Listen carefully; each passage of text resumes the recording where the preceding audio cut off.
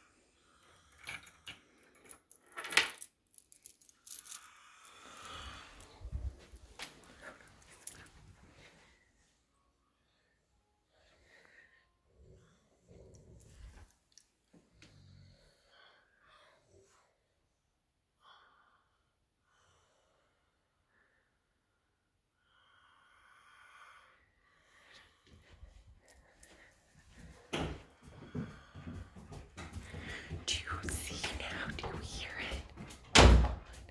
So loud.